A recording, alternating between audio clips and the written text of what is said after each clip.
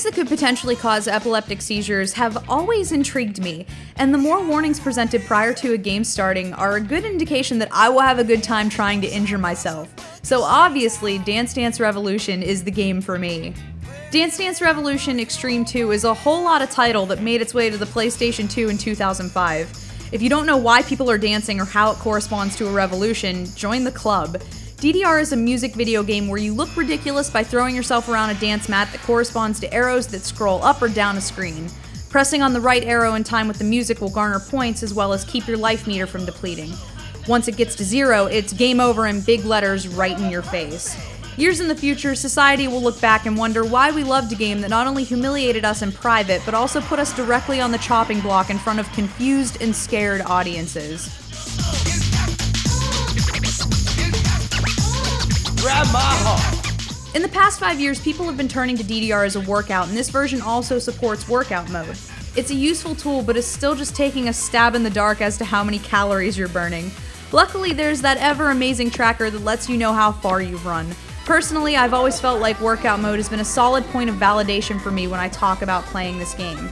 Yes, it's fun, but look, I'm also actually doing something with my time. Song selection in DDR is basically always the same. Less than half of the songs will be instantly available to play, and the rest require you to dance through the game to unlock. Extreme 2 has 24 songs ready to play and another 50 that are waiting in the wings as unlockables. Prior to this game, you unlocked songs simply by playing through tracks, but Extreme 2 shook things up a little by adding Dance Master mode.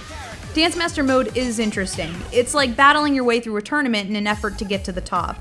While playing Dance Master mode, you collect points that you can spend on unlocking new songs. Another new feature was added to this version of DDR in the form of online play, which took your score and measured it against the scores of other dancers. There was a leaderboard displayed showing the top 100 scores. Absolutely wonderful! So the one major thing that always changes from DDR to DDR is obviously the music. Each version has a unique soundtrack, including recurring popular club artists, remixes of pop songs topping the charts, some J-pop, and obviously electronica. If you ask anyone that's played multiple DDR mixes, they will definitely have a favorite. Mine happens to be DDR Max 2, which I was planning on reviewing until I found my disc had gone missing. If you took it from me, please return it post-haste. Extreme 2 has a great track list. It's robust and full of old favorites as well as some new tracks specifically created for this game. Most of the starter tracks are big yawns, but the unlockables are where the real party is at.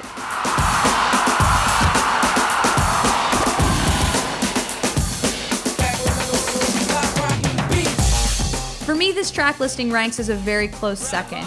There are enough songs to keep changing things up with the favorites I've come to know and love from past DDR titles. This game is fun. It's solid on the PlayStation 2 and responds very well. I never had an iToy, so I can't speak of the hand movement merits, but just as a normal DDR title, Extreme 2 is really successful.